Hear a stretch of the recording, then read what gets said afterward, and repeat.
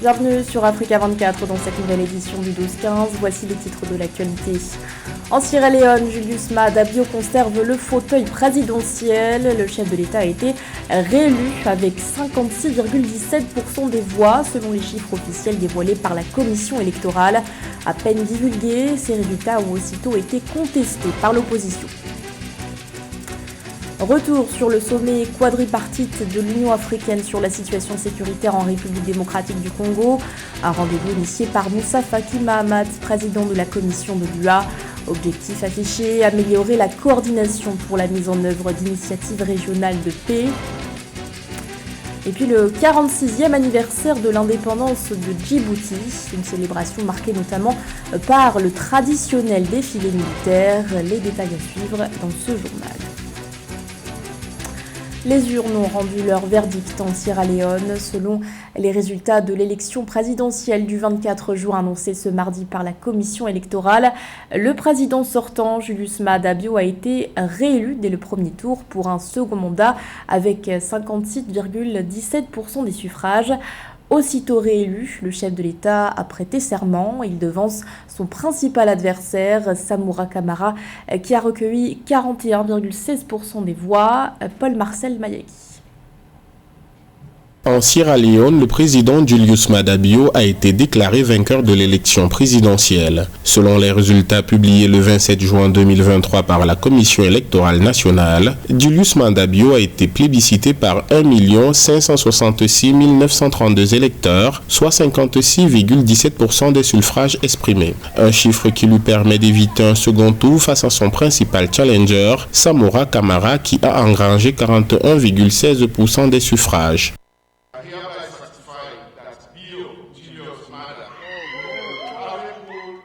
Je certifie par la présente que Julius Maada Bio a obtenu 1 556 932 votes, soit 56,17% du total des suffrages valides exprimés dans l'élection présidentielle du 24 juin 2023.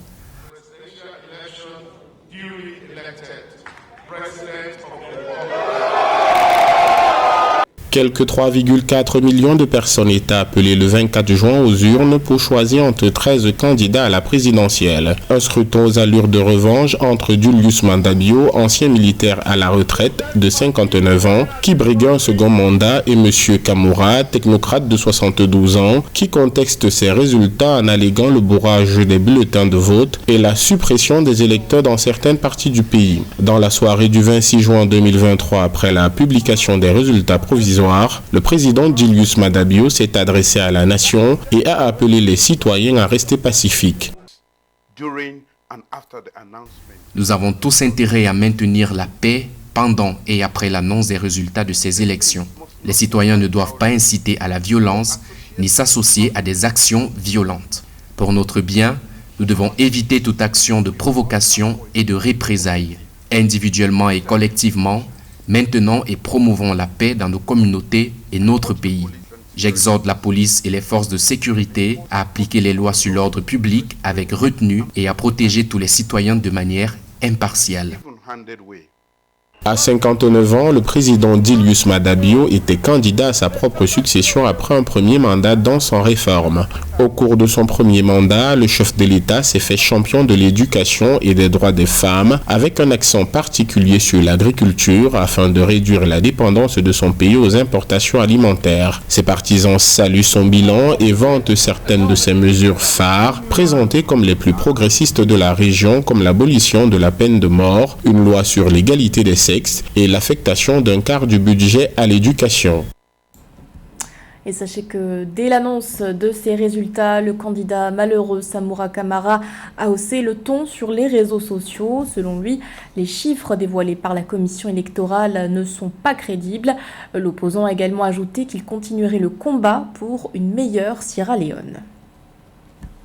Dans l'actualité également, les violences se poursuivent au Soudan, malgré l'annonce par les FSR d'un cessez-le-feu unilatéral entré en vigueur ce mardi 27 juin à l'occasion de l'Aïd al-Adha.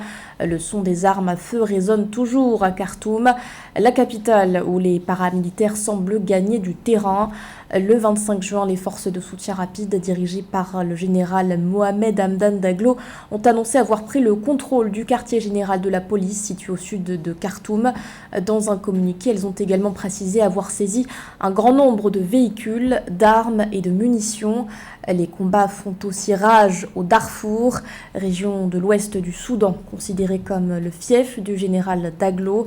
Une situation qui inquiète dans les rangs de l'ONU. Les Nations Unies avaient déclaré avec l'Union africaine notamment que le conflit, je cite, a désormais une dimension ethnique en évoquant des attaques ciblées basées sur l'identité, des violences qui pourraient constituer des crimes contre l'humanité selon l'ONU.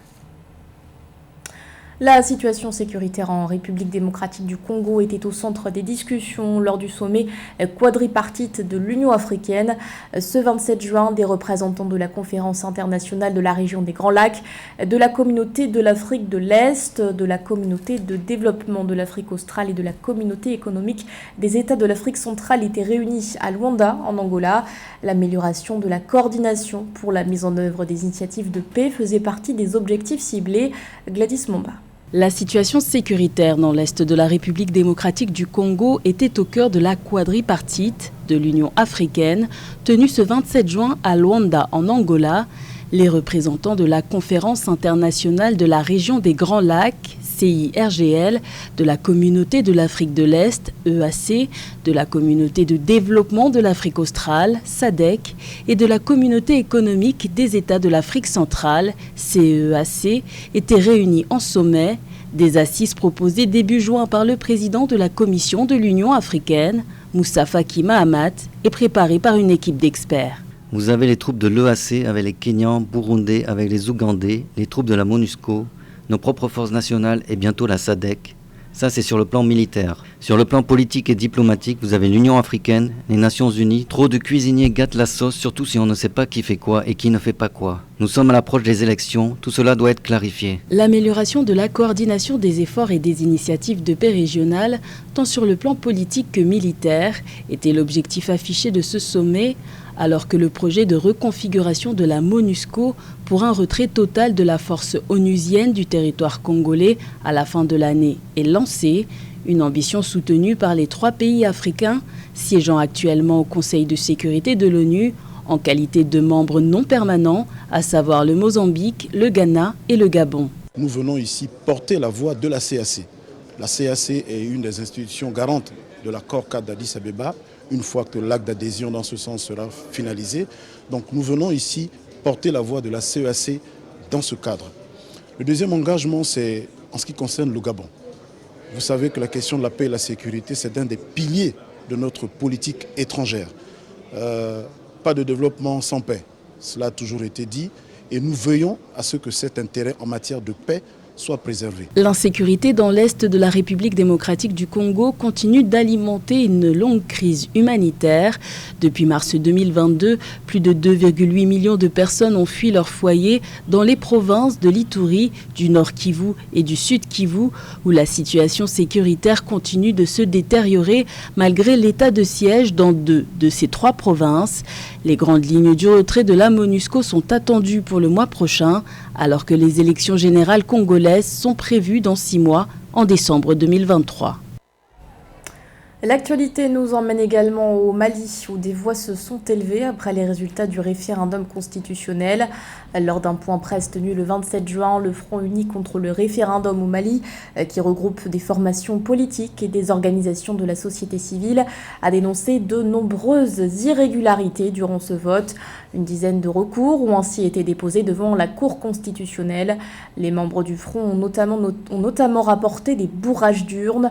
Ils contestent également l'information donnée par l'autorité indépendante de gestion des élections, information selon laquelle le scrutin s'est déroulé sur l'ensemble du territoire national.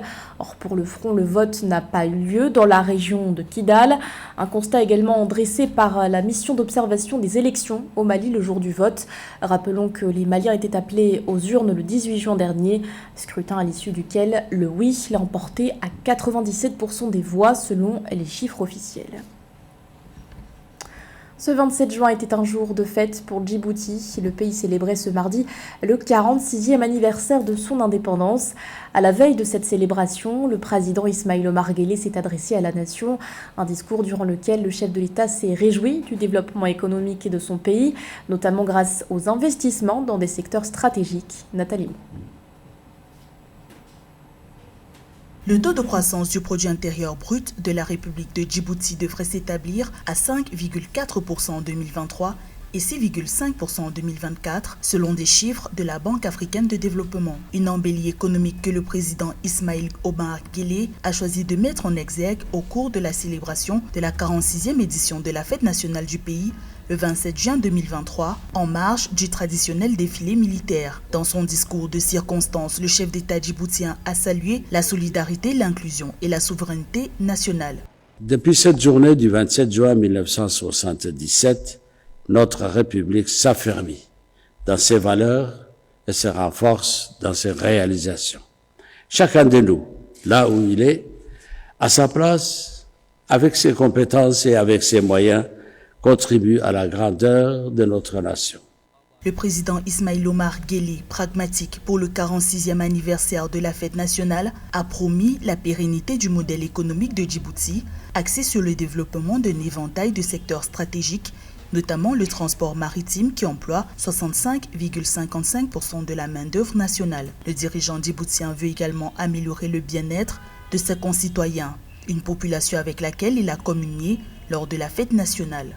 Notre pays poursuit sa croissance économique et les investissements dans les secteurs stratégiques pour notre développement, notamment dans le domaine des transports maritimes, dans le domaine de l'énergie ou encore des nouvelles technologies.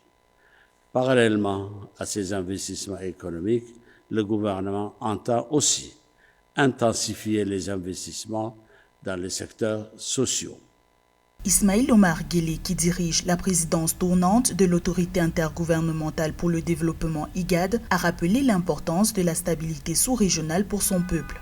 Il a témoigné la solidarité de Djibouti pour le peuple soudanais en proie à un violent conflit armé depuis avril 2023. Le président djiboutien a réaffirmé son engagement ferme pour un retour à la paix en Afrique de l'Est en général et au Soudan en particulier.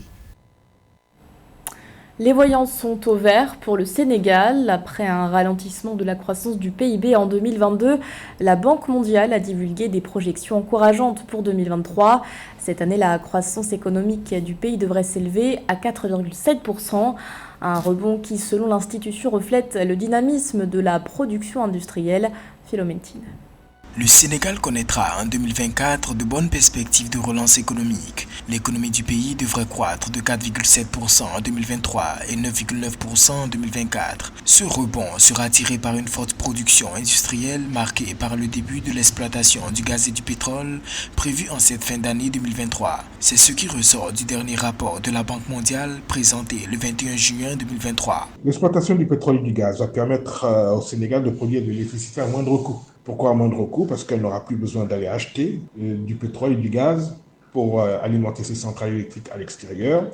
Et elle pourra même envisager de baisser, de réduire, pour ne pas dire d'éliminer totalement, la subvention qu'aujourd'hui elle met dans l'électricité et qui permet à cette dernière d'être supportable par les ménages sénégalais. En plus, comme elle a l'intention de vendre le pétrole et le gaz sur le marché international, c'est une autre manne financière qui vient augmenter le budget de l'État sénégalais, à côté du fait qu'elle fait des économies dans l'achat du gaz et elle fait des économies en arrêtant la subvention de ses produits pétroliers. Malgré les bonnes perspectives de croissance du Sénégal, l'institution de Bretton Woods préconise néanmoins l'assainissement budgétaire au regard du durcissement des conditions financières sur les marchés régionaux et internationaux. Cela permettrait une diminution progressive de la part importante de l'encours de la dette au PIB après 2023. Cette dette est projetée à environ soit 11,4%. L'économie a besoin d'encore beaucoup plus d'infrastructures et cette manne financière permettrait non seulement de pouvoir financer ces infrastructures et d'alléger une partie de la dette du Sénégal. Dans le domaine social, on peut aujourd'hui envisager que l'État sénégalais pourrait améliorer les différents plateaux techniques qui sont proposés aujourd'hui au Sénégal. Il pourrait mieux appuyer le programme de couverture maladie universelle qui consiste à offrir à tous les Sénégalais une couverture maladie minimum pour pouvoir se soigner à moindre coût. On pourrait envisager exactement de pouvoir éliminer définitivement ces écoles qui sont faites de branchages de paille que l'on trouve encore dans certaines localités du pays et réfectionner, améliorer les écoles publiques qui sont dans un état de vétusté assez avancé dans certains cas. Selon la Banque mondiale, les recettes des hydrocarbures et les efforts de mobilisation des recettes devraient contribuer à la réduction du déficit budgétaire du Sénégal de 3% du PIB d'ici 2025. Un mot de sport à présent avec le coup d'envoi ce 1er juillet du quai 54 au stade Roland-Garros à Paris. 24 équipes prendront part à cette compétition qui associe basketball, hip-hop et culture urbaine. Le tournoi, qui fête d'ailleurs ses 20 ans, accueillera notamment des joueurs du Cap-Vert ou encore de la Côte d'Ivoire. Les précisions de José Douglas. Un quai 54 qui occupera le court de tennis Simone Mathieu au stade de Roland-Garros pendant 2 jours. 24 équipes composées de joueurs amateurs et professionnels des 4 coins de la planète vont faire le déplacement. Parmi les pays, nous retrouverons des représentants de la Côte d'Ivoire, le Congo, une combinaison Maroc-Algérie et bien entendu le Cap-Vert. Là, moi, quand je suis venu au quai 54 la première fois, c'était un pote à moi ici de Paris qui m'a ramené. Mais aujourd'hui il a décédé l'année dernière, donc c'est un événement spécial pour moi, spécialement pour ça, parce que c'est lui qui m'a introduit ici au quai 54 avec mon frère, et aussi parce que moi j'ai grandi à Cap-Vert en jouant du street basket, donc pour moi c'est où il a l'art du basket, c'est où on peut montrer au monde notre façon de jouer au basket. C'est un genre de préparation, il y a quelques joueurs de l'équipe nationale qui vont venir, donc ça va être intéressant parce qu'on peut avoir un petit groupe de joueurs qui sont dans l'équipe nationale participer, et ça va nous aider avec la chimie. La diaspora capverdienne qui se retrouvera ce vendredi 30 juin 2023 entre 18h et 22h à la Halle des Sports à Argenteuil, en région parisienne, pour une rencontre avec les joueurs à l'occasion de leur participation à ce quai 54 et à la prochaine Coupe du Monde de basket. Plusieurs matchs pour ce quai 54 à élimination directe jusqu'à la finale. Le quai 54 d'un contest sera l'un des moments forts de l'événement le samedi 1er juillet à partir de 20h. Les 2 journées se termineront avec des concerts de musique afro, hip-hop et afrobeat avec des artistes venant d'Afrique grâce au créateur de l'événement, le Malien Amadoun Sidibé. Ça reste comme d'habitude un tournoi international, la même recette, beaucoup de musique, beaucoup de gros athlètes. Plus de 10 000 personnes ont assisté aux dernières éditions. Rendez-vous cours Simone Mathieu à Roland-Garros pour ce quai 54 2023, ce samedi 1er et dimanche 2 juillet. C'était le journal de la rédaction. Merci de l'avoir suivi. L'actualité continue sur Africa 24.